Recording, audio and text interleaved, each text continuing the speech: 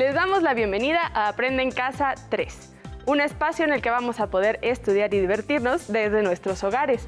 Y el día de hoy nos acompaña la maestra Valeria Gallegos, a quien saludo con mucho gusto. ¿Cómo estás, maestra? Bien, Jenny, ¿tú cómo estás? Muy bien, muy contenta de poder estar con ustedes en esta clase de historia de cuarto grado. ¿Ya están listos? ¡Comencemos! Maestra, dime que hoy también vamos a platicar sobre la herencia cultural que conservamos hasta hoy en día del pasado virreinal. Porque fíjate que la clase pasada me pareció muy interesante. Y eso que solo hablamos de arte, pero comentamos que existen más aspectos como la comida, como muchas costumbres y tradiciones de los pueblos actuales. Me alegra que te sientas muy motivada y que tengas curiosidad sobre este tema. La curiosidad es el principio del saber y, como bien dices, hay muchos aspectos de los que podríamos hablar. Pero antes y a manera de apertura, me gustaría que viéramos la entrevista que le hicimos para este programa a la especialista Estela Rosselló Soberón, quien es experta en el periodo virreinal y va a platicarnos con más exactitud sobre este tema. ¡Claro que sí, maestra! Me encanta escuchar a nuestros especialistas invitados. ¡Corre video! Hola chicas, hola chicos. Soy Estela Rosselló Soberón, soy investigadora del Instituto de Investigaciones Históricas de la UNAM y me da mucho gusto estar con ustedes hoy para platicar un poquito sobre la importancia de nuestro pasado virreinal. Lo primero que tenemos que pensar cuando pensamos en el pasado de nuestra historia, de los siglos XVI al XVIII, es que después de esa guerra tan terrible que fue la guerra de conquista, una guerra violenta, dolorosa y triste, no solo para los indios, sino también para los españoles, pues fue todo un evento que sin duda alguna significó enfermedad y muerte para todos. Nuestro país entró en una nueva etapa muy importante para entender qué es lo que somos al día de hoy.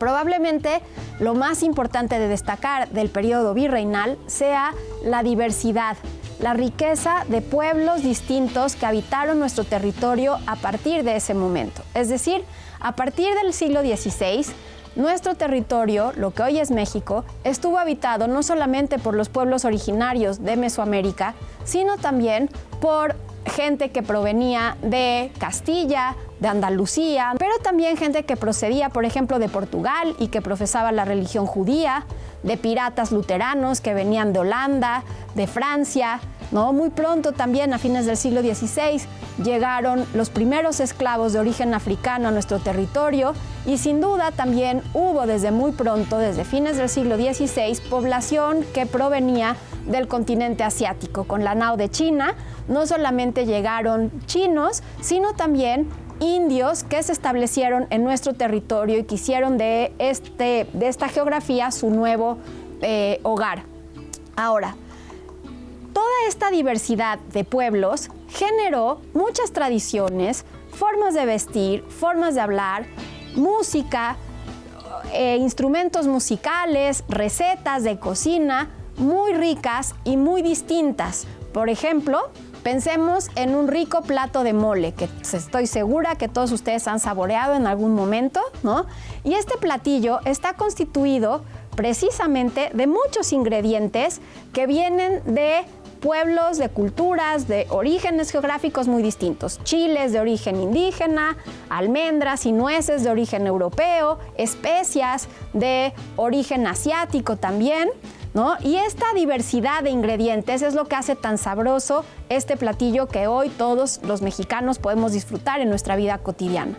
Pero también podemos pensar, por ejemplo, en la música, en música tradicional que seguimos escuchando y que sigue formando parte de nuestra experiencia de la alegría cotidiana, como puede ser, por ejemplo, el son jarocho, que incorporó muchos elementos de la música africana. Muchos esclavos africanos se establecieron en el puerto de Veracruz y esto se quedó, su influencia, su tradición se quedó en la música de esa región. Pero también la marimba, un instrumento musical que se escucha mucho en Chiapas, en Oaxaca, ¿no? En la propia Ciudad de México, en donde todavía hay marimbas que pasan por las calles, es un instrumento de origen africano que seguimos disfrutando nosotros como mexicanos.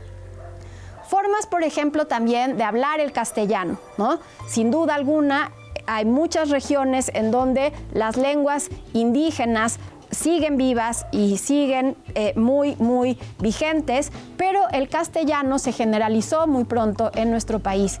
Sin embargo, ese castellano incorporó muy pronto palabras de origen indígena que caracterizan nuestra forma de hablar el español en México. Por ejemplo, pensemos en la palabra petaca para hablar de las maletas, ¿no?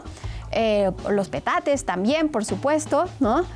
Y muchas otras palabras que se usan hoy en día y que provenían, por ejemplo, de lenguas africanas. La palabra nana, la palabra nene, que usamos en nuestro español cotidiano. ¿Qué decir también de nuestros espacios cotidianos de paseo? Pensemos todos en esas plazas, en esos pequeños zócalos, ¿no?, de cada ciudad. ¿A dónde vamos los domingos? A lo mejor a tomar un helado con nuestras familias, a pasear, a caminar. Bueno, ya lo volveremos a hacer muy pronto, esperemos, después de la pandemia. Pero esas plazas que están rodeadas de catedrales barrocas, de conventos, ¿no? Los propios nombres de las calles, ¿no? El Callejón de San Francisco, por ejemplo, u otros nombres que también evocan a ese pasado virreinal que forma parte de nuestra memoria y que nos constituye como mexicanos. Lo que a mí más me interesaría que recordáramos de nuestro pasado virreinal y de la importancia de ese episodio en nuestra historia es la riqueza de la diversidad.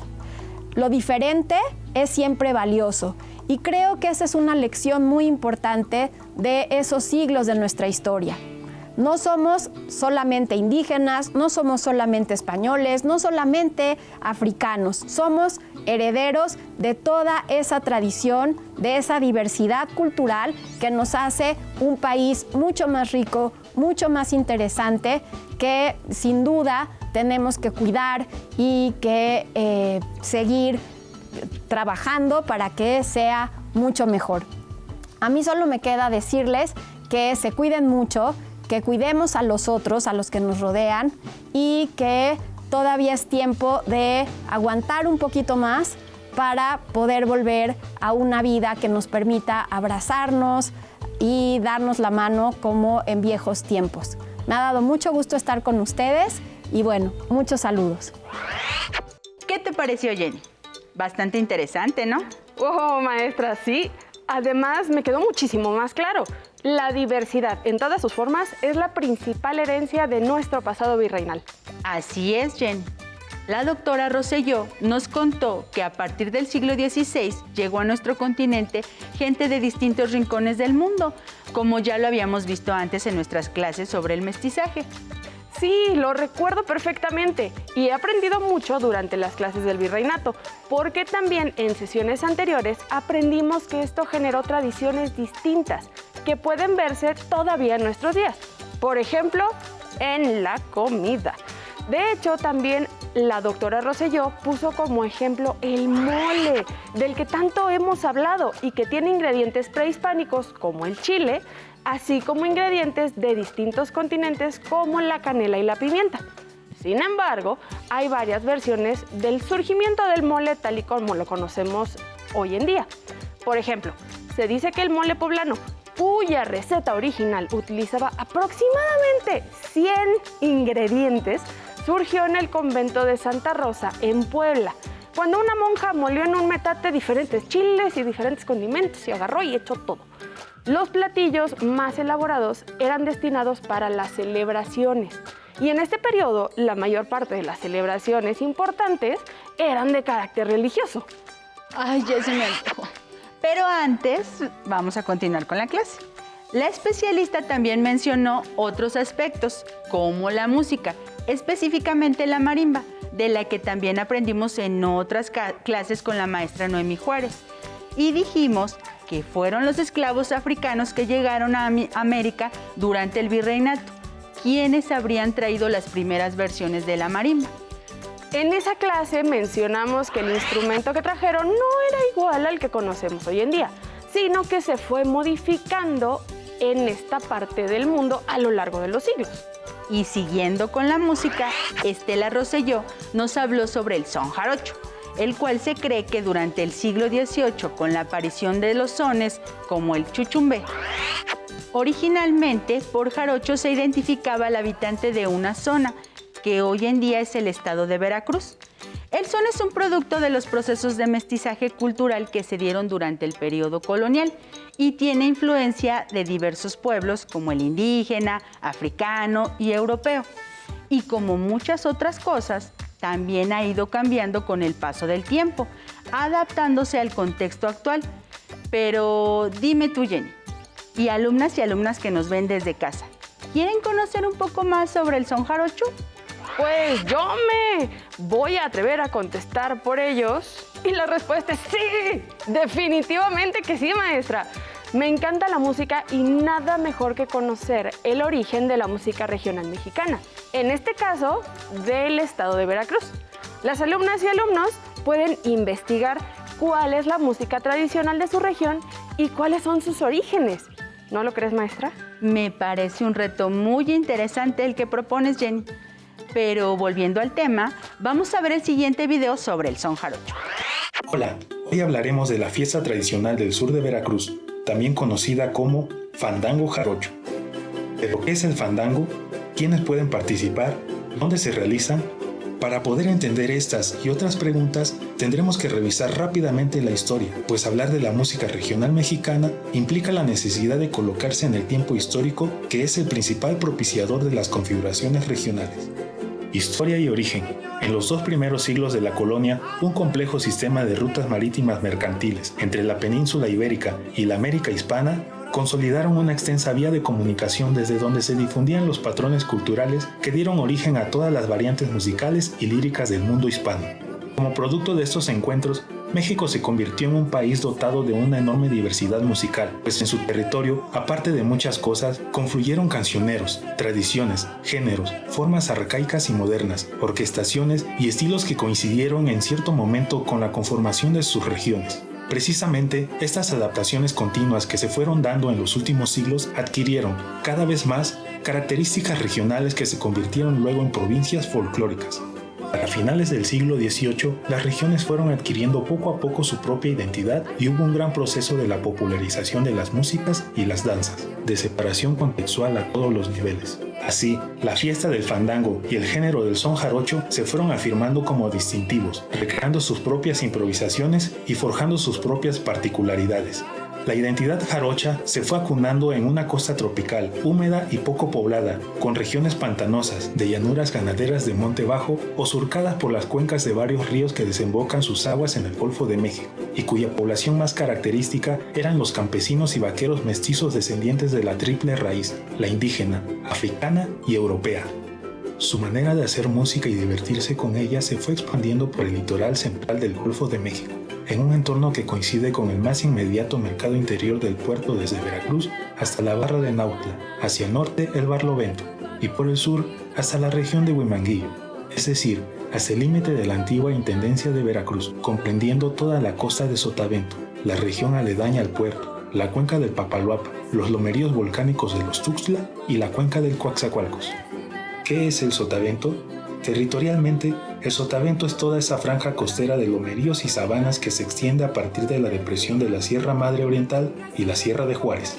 Sus tierras llanas arrancan en la porción media del estado de Veracruz, el noreste de Oaxaca y el oeste de Tabasco, ininterrumpidos apenas por ese macizo montañoso que se eleva en la Sierra de los Tuxtlas.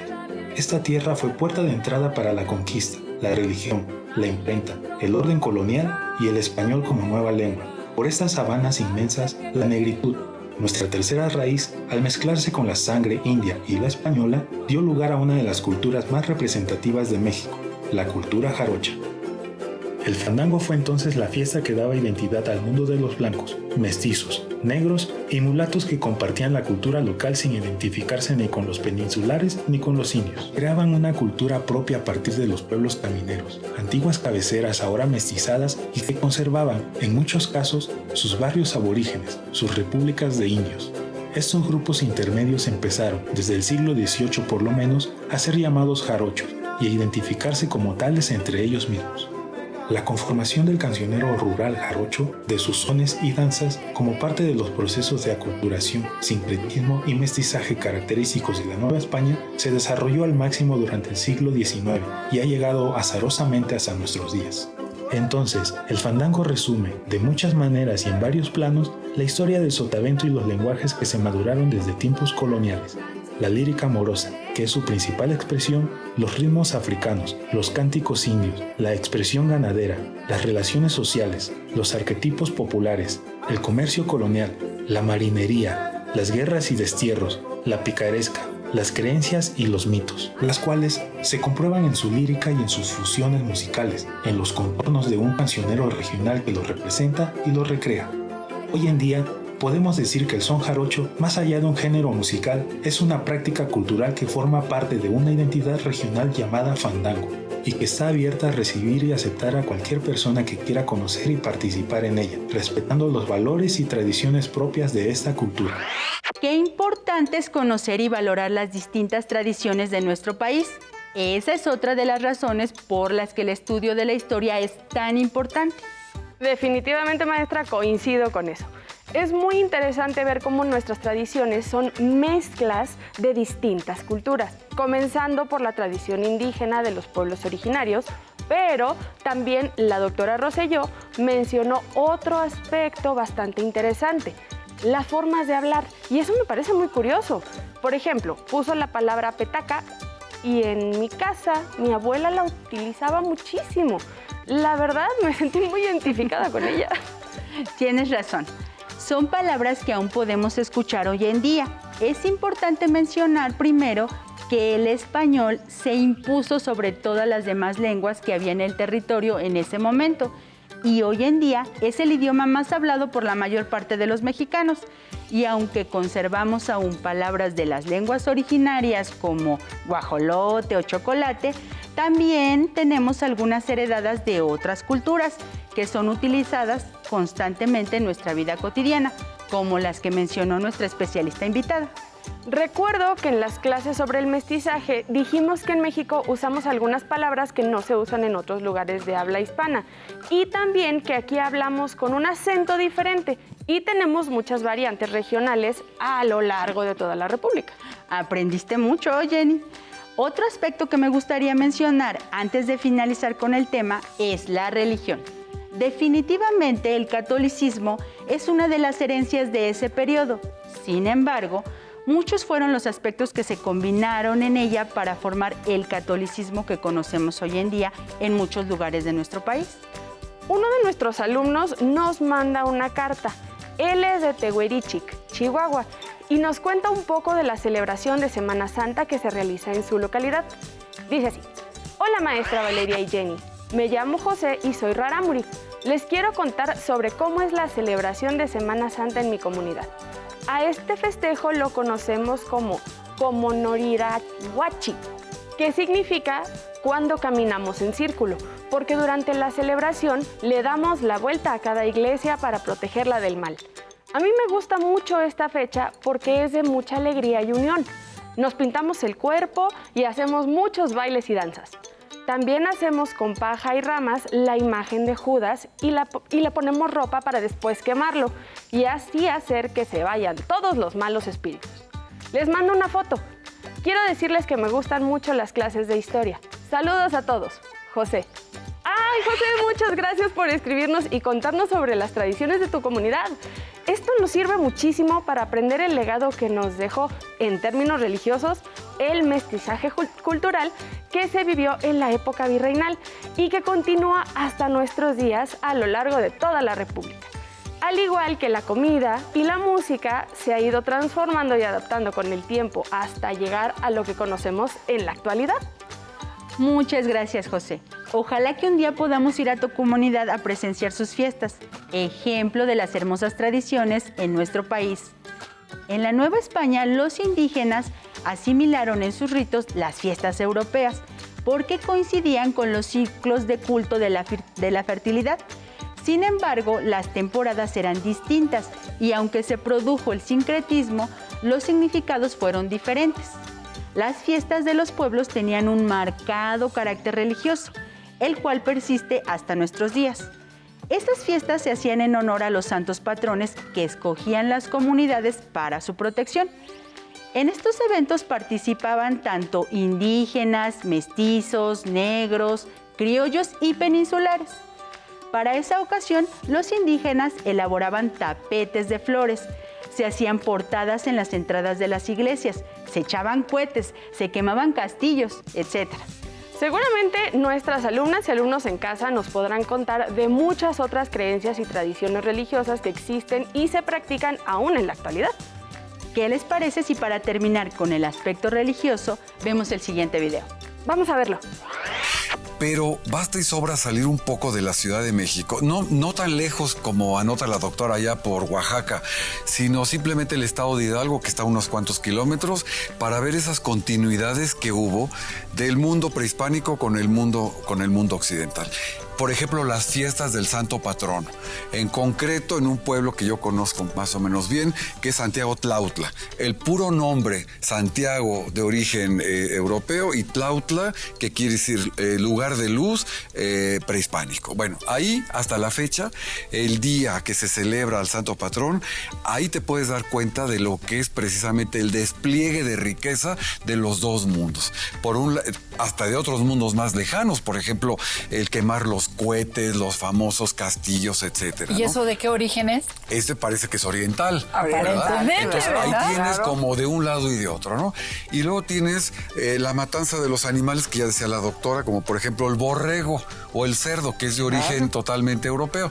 ¿Con qué se mezcla? Con los chiles, los nopales, los tamales, etcétera, etcétera, que en esos días de fiesta se muestra precisamente lo que es este mundo cotidiano y no, porque también puede ser en las grandes fiestas, pero en el alimento diario, ¿no? Absolutamente, se pueden ver.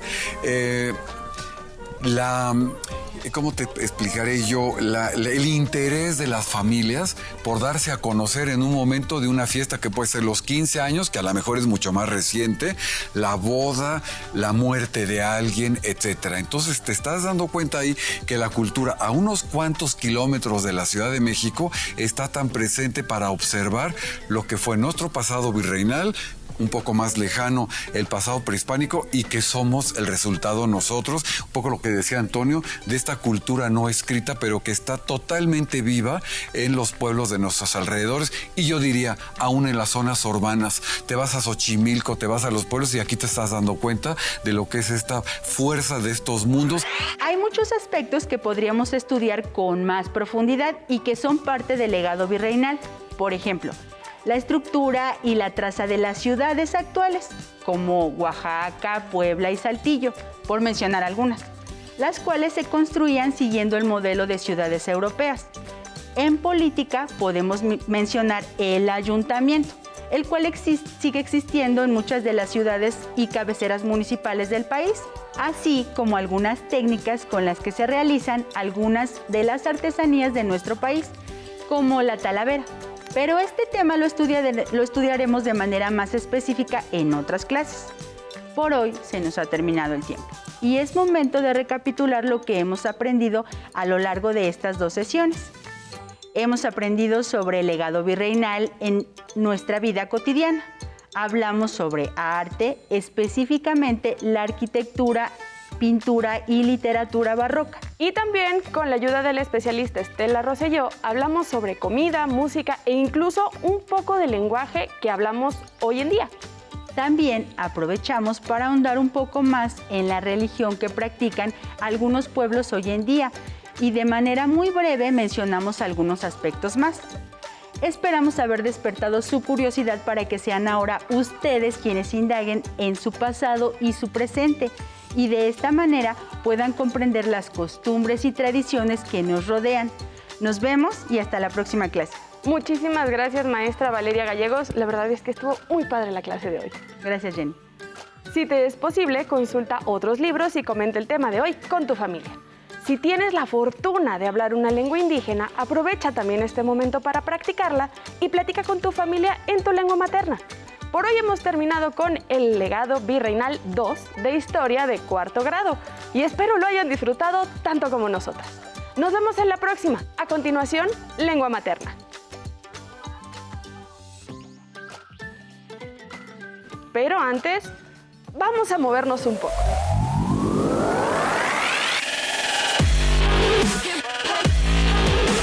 Recuerda, entre clase y clase, activa tu cuerpo. En esta ocasión vamos a trabajar el tríceps.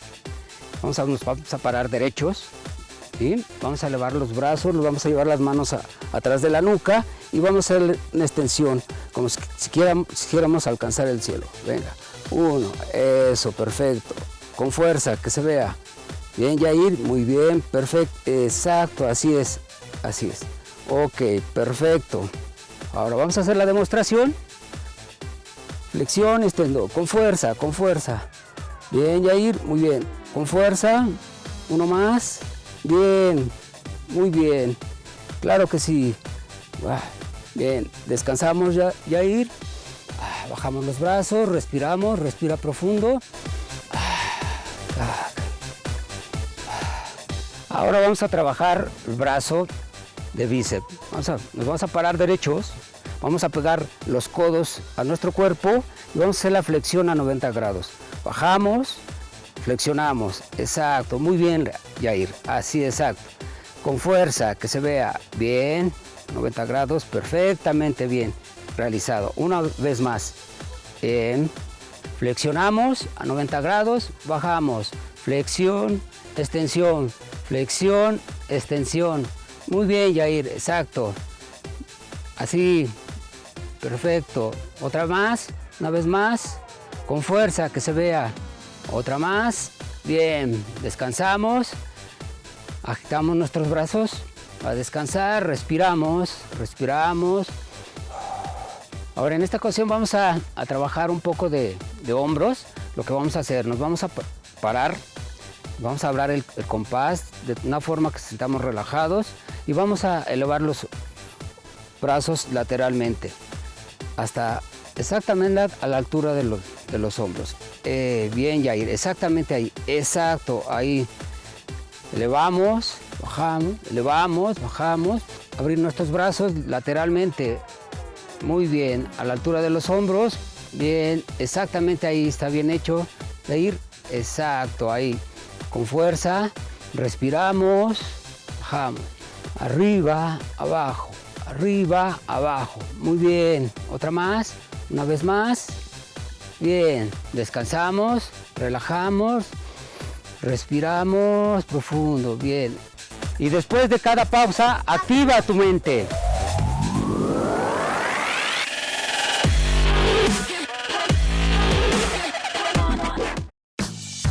Si no tienes el libro de texto o necesitas ayuda para responder las preguntas, contáctanos. Para solicitar apoyo pedagógico, comunícate con maestras y maestros de lunes a viernes de 8 a 20 horas al teléfono 55 41 72 04 13 con 100 líneas. También puedes encontrar los libros de texto en la página conalitech.sep.gov.mx. Si quieres volver a ver los programas de Aprende en Casa, los puedes encontrar en la siguiente liga: aprendeencasa.sep.gov.mx. Cuando eres pequeña, el mundo parece ser inmenso, pero para mí fue el cielo el que me hizo entender que no había límites. Un día en la televisión vi un programa sobre el telescopio espacial Hubble y fue ahí cuando lo supe. Quería inventar algo que viajara al espacio, así que decidí escribirle una carta a la NASA para contarles mi sueño. Para mi sorpresa y la de mi familia, tiempo después llegó una caja llena de libros que abrieron mi mundo para asomarme al universo. Desde ese momento, decidí dedicarle toda mi energía a aprender lo necesario para cumplir mi sueño, aunque muchas veces la gente me dijera: las niñas no pueden, son cabezas huecas. Esas voces me retaron para estudiar y trabajar en crear algo que algún día fuera al espacio, y lo logré. Así que junto con otros científicos creamos un sensor que viajará en las próximas misiones que llegarán hasta Marte. El universo me enseñó que no existen fronteras cuando se trata de abrir tu mente y alcanzar tus sueños. ¡Atención! ¡Atención! A continuación, información importante. A este número puedes llamar cuando tú o alguien cerca de ti tenga una emergencia.